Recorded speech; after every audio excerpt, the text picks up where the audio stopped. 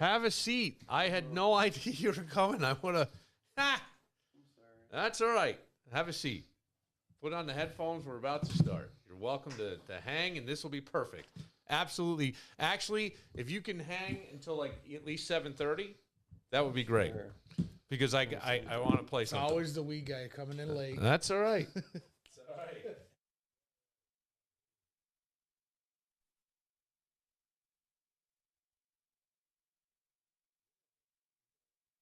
From the Mac of All Trades studio in Fairport. And driven by Victor Chrysler Dodge Jeep Ram, it's Billified, the Bill Moran Podcast.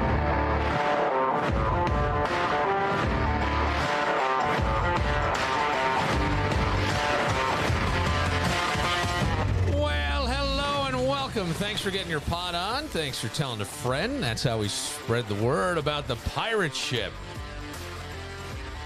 420 is Saturday, so I was amazed at the number of people who didn't want to really talk about weed. And I looked this morning at some point, and I had emailed one of the first legal dispensaries in Monroe County that you didn't need a medicinal license for. And that was MJ's. And I know exactly where it is because I would go to Palmer's, and I would see it over there. And then, so I didn't think we were going to have him, and we'll talk to John, the nurse, who had emailed me about an uptick in marijuana-related illnesses that they're seeing in hospitals. And I talked to the Perrington Town supervisor, and all of a sudden the door opens up, and there's MJ. What's going on, man? Right in the mic. Hello, how are you? I'm well. So I have to think, because there's a lot of things here with the legalization of marijuana and 420, and we'll let you talk about events, because I think you got a big event that's going on. Thank you, Kevin. A big event that's going on at your store on 420. But you were the first legal dispensary that people didn't need a medicinal license for. Correct. In Rochester. In Rochester. Yes, thank you. And so my question was, are they cash-only operations? No. Okay, so you can use what? Plastic. Yeah. No, but credit cards? Or debit or credit, yeah. Debit or credit. Oh, I didn't think you could because I thought it was... You can, but the fees are more so than you would go any other place. Okay, because of the federal legalities. You know. Yeah, because marijuana is not federally legal, right? State level legal, and then the FDIC. So I wasn't sure how that worked, and I thought most places were just running cash. It's sort of like it's a cashless ATM. Okay. So you go in there and you pay for something they round it to the nearest 5 or 0. Okay. And then you get changed back out of the register. Okay. I got you. Okay. All right. So what was it about this that you wanted to get into this business? I've been part of this revolution since 16 years old. So in what capacity? From using it to expanding to growing it, selling it for 2 decades or so around here in Rochester. Yeah. And I would travel. I used to be a professional poker player as well, so I traveled a lot. That's awesome. I used to go to Las Vegas. Yeah. Did you play in those big tournaments in Vegas? You got to be really good, man. World Series of Poker. I could go for 40 days. Where do you live? Webster? No. Okay, wrong guy. I got you. No. You know the guy I'm talking about? There's a guy in Webster. Possibly. Yeah. Yes. I'm not going to name drop. No, I don't want to name drop either, and I apologize. Okay, so from 16 on, this is sort of your interest. But running a store in New York State, I'm sure it's been a pleasure. No, not so much. No, it's actually the anniversary of legalization is like upon us. It's 3 years. Yeah. So, it took me, I just opened in December. Yeah. I applied in August of 22. Okay. For the card program. Yeah. Were you one of the people that was able to get in because you had a prior conviction? Correct. And did you do time? No. I got possession. Which is like nothing. I mean, it wasn't. It's almost like it wasn't the worst offense. But the law, to me, the way this was handled was New York State almost gave a boon to the black market of marijuana, in that you were allowed to possess it, but where could you buy it? Yeah, well, that's why all these smoke shops opened up and started selling them out the Not out the front door. Well, it was gift with purchase. Yeah, right? Like a $50 lighter and getting a bag with it. Yep, or a sticker, or whatever the case, or whatever they were trying to do. Yeah, and still doing. So tell me about MJ Dispensary. The way I look at weed today, it almost seems like you need a restrictor plate on some of this, and they've got weird names like Blue Iguana and whatever, and You mean for the flower strains? Yeah. Everybody's crossbreeding everything and naming their own stuff. So that's what you get, that kind of, weird names going on. But do you grow your own? Do you have your own? Not anymore. Not anymore. No, I'm two young kids, so I gave it up. And that's why I went into the retail side. So where do you get yours from? Is it locally grown or? Yes. All our stuff is predominantly from New York. There's other people who use distributors that we can get, like Massachusetts brands. Okay. Of like vape carts and stuff. Yeah. That we can get into our store. But we have from the little guy. Yeah. To all the way to the big dogs who are the billionaire companies in our store. You get a wide variety of choices. Yeah. We have over 1,000 SKUs, which is one of the most in New York State. 1,000. Mm-hmm. Have you tried all of them? No, sir. No. Did somebody's to be able to try? I mean, you've got to talk about it, right? I mean, samples provided from certain vendors more so than others. Sure. And we distribute them out to our staff accordingly and let them try, and they help decide, what vendors maybe we should bring in, maybe not so much, right? That kind of thing. I'm a big fan of the edibles. Yes, I like the edibles. Okay, only because smoking. Had I known. No, that's all right. It had nothing to do with it. Because when I grew up down by Woodstock, and I had a teacher who used to say to us, "You don't want to smoke a joint because it's so hot. The heat going into your lungs is so hot it could melt the soldering on a roach clip." He goes, "If you're going to smoke, always smoke through a water bong because it cools it down." Mm-hmm. Now I don't know, but that's stuck in my head for whatever reason. So of course water bong, and then the edibles. I just like them. Yeah, they just take a minute. I would warn people for who haven't done edibles before. Think it's not going to work. Give it 10, 20 minutes. It's longer. It's going to work. Give it longer because all of a sudden I've seen people go, "This isn't working." A half hour in, and the next thing you know, they're a puddle on the floor. Window. Like, for sure. Well, now they have they got nano technology in cannabis where they infuse stuff that will get into your stomach faster. Really? So you'll be able to get that edible, and it'll happen within 10, 15 minutes. You're kidding. Instead of waiting. Wow. Yeah, and also, if you're on a full stomach, it's not ideal to take your cannabis because it's going to take a long time to filter through your stomach and get into your bloodstream. Right. So, and then, like, empty stomach, it's going to hit you right away. Right. And then you're going to get the plate. Well, you get munchies, and so then there you go. That's all the cookies are going. That's right. That's right. That is the way it goes. I'm going to call this guy John the Nurse. And just because he had written me about an uptick, as he put it, and I was surprised at this. He said, "Hey, Bill, with the legalization of marijuana at the hospital, we're seeing a lot more marijuana-related admissions. The admissions are mostly uncontrollable nausea and vomiting. A lot of these people are frequent flyers in every few months for the same reason." We're gonna play. Where are you putting that weed? It's like, I go, what? That sounds a little bizarre to me, but let's see. I know I told John that we would call him about 10 minutes ago, so let's see where we are here. Nice sativa sapota. Hey, Bill. Hey, John, how are you? Good, how you doing? Good. So my question, as you're talking about this, you're saying you're seeing the same people coming in with these problems? Yeah, so what we're seeing is it's called cannabinoid hyperemesis syndrome. Okay. So basically, they're ingesting somehow. I'm not sure if it's edible or if it's smoking it, or it's like the vape kind of thing.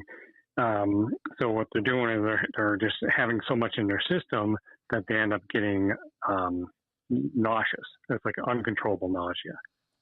Okay. So we're basically giving them everything we can, and nothing that we give them that would normally help somebody with nausea. Is helping. Now, I want to say that MJ's in here from MJ Dispensary, and yep, I was watching online there. I think to me, MJ would be pretty much an expert. Have you ever heard of people like overdosing to the point of not? I mean, that's what it sounds like. I don't know. No, not necessarily. I know people do eat more than they probably should, as we were just saying earlier. Yeah. Like you don't feel it, and then you start eating more and whatnot. But I think a lot may have to do with whether these people are purchasing this type of products, and maybe in the illegal market where they're just marking up the milligrams dosages on these edibles. So in my shop, I only can carry 10 milligram tablets and 100 milligrams in the pack. Gotcha. Okay, in the pack, that's which New York State OCM law. Yeah, right. Yeah. Right. So 10'll do you, man. Well, I've seen 50 milligrams in like a little square like that. I have heard of that. I haven't seen it, and I've heard of 25, and I go, that stuff would ruin me. Right. So I like even the microdosing stuff. Correct. Do you have micro? We have 5 milligram stuff too. So I'm going to become a frequent flyer. Stuff that is helpful to you, in your life for sure. That's why we see all the people coming through. Yeah. There's a market for this. I know there's a lot of places where you can get it right now, but you want to go where people know what they're doing and know where it came from. Yep. We have drinkables now. Yes, yes. I think even some beer stores are doing THC seltzers, THC water. Yes. But have all that. You're saying, John, the rookies are then ending up OD, or I don't want to say OD, but that's what it sounds like to me. And I think it's more people that use it more on a daily basis, but like all day long kind of thing. So I don't know if it's, like I said, I don't know if they're smoking it or doing edibles or some other kind of, vape type of ingestion. But it's mostly younger people. So it could be that they're getting stuff that isn't as pure. Oh, I got you. There's been a couple studies. I actually sent you that link from the National Institute of Health. Yeah, I grabbed some of the stuff. But what did it say? Did you read the whole thing? Because I did not have time. I read most of it. So basically, people are just ingesting all this THC, and it overwhelms your system. So your system, they'll prescribe marijuana or THC for people with nausea. But there's like a fine line, like where there's too much and it overwhelms their system. So it's overwhelming your GI system or your lymphatic system or endocrine system. So you got to find the right balance then, I guess. So I think a lot of these people are just intaking so much. Yeah. They're doing the wake and bake, and then they're just doing it driving to Wegmans or driving wherever they're going. They're just Wegmans loves when you wake and bake though.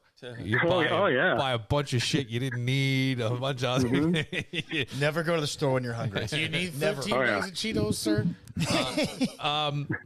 Well, Danny, your dad was living with cancer. Yes. And they prescribed. They couldn't prescribe. They prescribed Marinol, and Marinol was useless. It didn't help him. He was losing weight because of the chemo.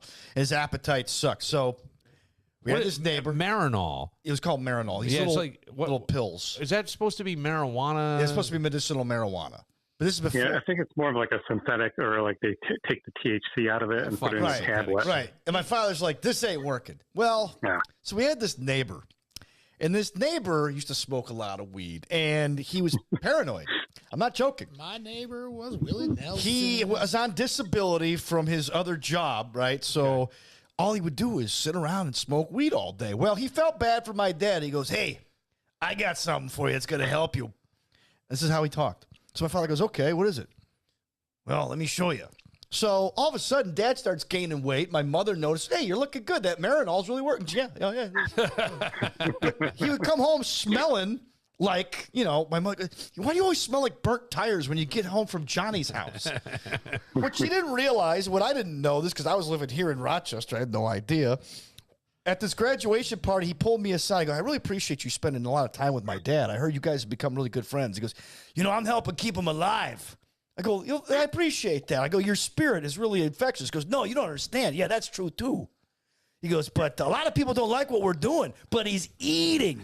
He's eating. That's the important thing. And then I put the light bulb up in my head and go, oh, you guys are smoking weed. Well, but it helped him, though. He would actually, and then he goes, look, Danny, I don't like admitting this, but I've been smoking this stuff. And I got to tell you, it really helps me eat, and it really opens up your mind. Yeah, I think it does. I can see again. Look, I mean, MJ, may I ask how old you are?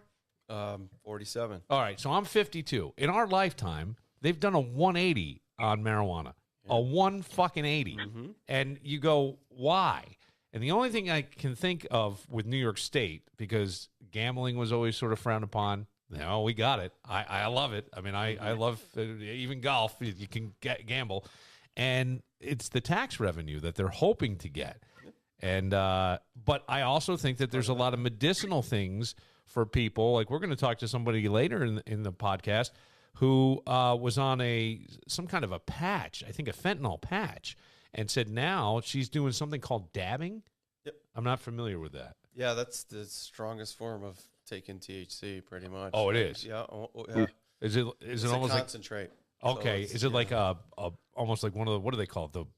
The box? Tincture. It's similar to like a bong hit. Okay. Say you have a dab rig. Yeah. You smoke it. Okay. Hulk Hogan was on like patches like that too. The fentanyl patch for pain. Yeah, and he talked about it, and he thought it was too much, so he cut them in half. And the doctor goes, dude, those things are time released. That'll kill you. You can't cut them in half. You just got to put them on and just suck it up. Yeah.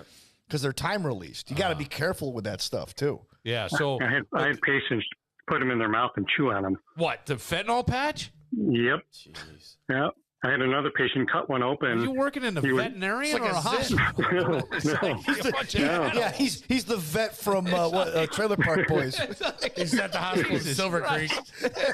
Yeah. All right. So I had another patient cut one open, and in the hospital, he took it off, cut it open, and put tap water in it, and sucked it up with a syringe and started injecting it into his central line. Fentanyl tea. Yeah, that's sad. Great on a summer's day. Yeah. That's sad.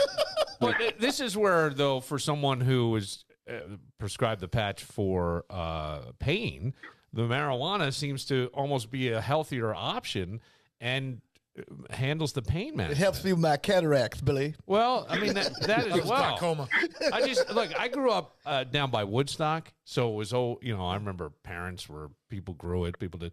So it was never, but in fourth grade, they had a guy come in, he burned it. He goes, if you ever smell this, you come find an adult.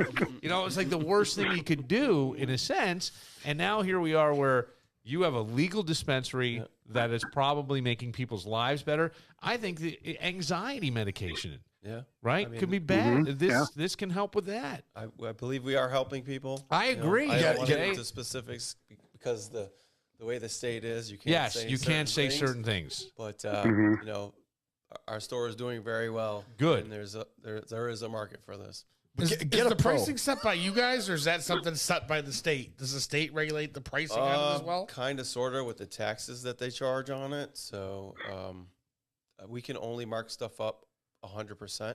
You can't triple, gotcha, double, anything like that. That's the most you can do. Okay. And I can't have any sales, but I can do bundles where I can bundle different products together. Oh, okay. I can sell you this drink, I can sell you this joint, and I can sell you these gummies for this price, which is a lower price than if you bought them all separately. Gotcha. I kind of like that. Yeah. Did you do like the bundle of the week or anything? We got 420 bundles. Going right now. The large bundle is $420. Wow. How long will that last? I bet you. We'll see. It's a good weekend. Yeah, it depends who's buying it. Yeah. One of those guys who got the stomach problem might be going that day. Like the fireworks. John, what hospital are you at now? Are you still in Syracuse? I'm still in Syracuse. Yeah. So, and that's where you're seeing these problems. But I would assume that if it's there, it's pretty much everywhere. Oh, it's Syracuse. Yeah. And the only way to fix the problem, they say, is to just totally stop ingesting THC. And that's the problem, is they most of these people can't. They'll do it for like a couple weeks, but then they're like, oh, I feel better. Right. And then they start smoking again, or, whatever their ingested method is. And then they start throwing up again, and they can't keep anything down. And, leads to electrolyte problems and, ulcers or whatever. So all sorts of things. So check yourself before you wreck yourself, kind of. Yeah. Yeah, I mean, just watch yourself. it a little bit. Pace yourself. So 90s of you right there. It's very 90s of me. I was When you're thinking it was a little almost 80s. yourself, But dog. that's right. It's like that's so Nancy good. Reagan shit right there. Well, there you go. The 80s. That's what it was. Just say no. Right. Right? Well, Nancy Reagan. but that's Yeah, not yeah. fun. Look, I believe since humans have popped on the planet, they've been trying to find something to put them in an altered state, right? To be inebriated, whether it be alcohol or anything. And I think that this is probably a better alternative than alcohol. I know people who are telling me they're drinking less and they feel more relaxed and are sleeping better because they're drinking THC seltzers or THC water. And I go, well, that's great. My wife slipped me some into Nashville. Yeah. Nice. Twice. You can't say she slipped it to you. I could tell the story. She actually did it. That infers she's trying to almost roof you. You should check yourself Hang on a before second. she wrecks you. Hang on, Kevin. She was, because he was getting himself all twisted. Danny is as high strung as a They were out of fucking red Cocker Slurpee at Spaniel. 7-Eleven. Oh, I'm Yeah. sad. We're in Nashville. Danny, you get like a dog on I've been better at that, though. like I've been Dino better. from the Flintstones. Get you some indica. Yeah, that's it. That's right. I've heard So it. what happened was, well, we don't have to go into it now. We can save it for the story for later. Okay, so what happened was we're in Nashville, right? And I get a text from work, and I'm like, doggone it, I'm on vacation right now. So now I'm getting all like worked up. So we walk into this restaurant. It's a Saturday afternoon in Nashville. I'm getting all worked up, like Bill says I do, like that dog who like is chasing his tail. And the waitress comes by, and I go, I gotta use the bathroom. Just give me something to drink, seltzer water. Because I was trying to stay off I just saving my calories or whatever. And so she orders me a green seltzer. I drink it. And it's fine. This is great. But seltzer waters are very kind of small. So I go, can I get another one of those? So I drink another one. And my wife starts cracking up. And I look at it. I go, what kind of seltzer is this? And she goes, oh, it's THC infused. I go, you mean like CBD oil? Yeah. Yeah, that's what it's like. CBD oil. So she's like, I'm like, I didn't realize that they could put that in drinks. Me and Nye, all of a sudden, man, I'm like, Yeah. I went from being like high strung to incredibly chill to, man, I need a nap. Yeah. That was our whole plan. She wanted to have fun that weekend. Well, I always find you laugh a lot. Like, I've had something called the pineapple ha-has. I don't know if that's something you sell. It's from California. But they just made you laugh, and you had a great time. You just feel good. It's like, where alcohol, sometimes somebody says something, and if you're a little buzzed, you can take it the wrong way and get pissed off, and you see fights, and you do all this stuff, and I go, maybe we've had it wrong for a while. So, John, I appreciate the call, and I hope that there aren't too many people puking on your shoes because of THC. Or Crocs. Yeah, thanks a lot. I appreciate it. All right. Well, thanks for listening, man. I appreciate that. All right. We'll see Thanks, you later. Bill. See ya. See you guys. All right. We'll take a moment. If you can hang out, I had talked to the supervisor of Parenton, and towns have the option of opting in or opting out to marijuana dispensaries and lounges. Parenton, the town, Fairport's the village within the town, opted out. The village opted in. But I can understand why, but I'm so glad you're here, John. Excuse me, MJ. What? Ryan. I keep calling you MJ. I'm so sorry. That's fine. I apologize. MJ's great. I love it. You had some edibles before you No, started tonight. I didn't. I was all caught off guard because I clearly missed the email. Yeah, that pineapple red he was talking about. The whatever. pineapple haha. And a candy apple. So, but I'm glad that Ryan's here because you can kind of explain where both he and I get it wrong, and you'll hear it in the conversation. It's about 12 minutes, but it just is to why some towns opted out. And I think Greece was one that did opt out of both the lounges and the dispensary as well. Yes. But that doesn't mean you can't opt in later. True. And I think one of the reasons some of these towns did was New York State kind of bumbled this along the way. Yes. Every state does. Yeah. So Yeah, but they had other states before they could have talked. yeah, I'm just saying. They man. tried to do it a different way with giving it to people. Yeah. This way and didn't let the big dogs in first. Right. That's what a lot of states do. They let the billionaire companies come in who were in medical. Yeah. And that's what the deal was when Cuomo was here.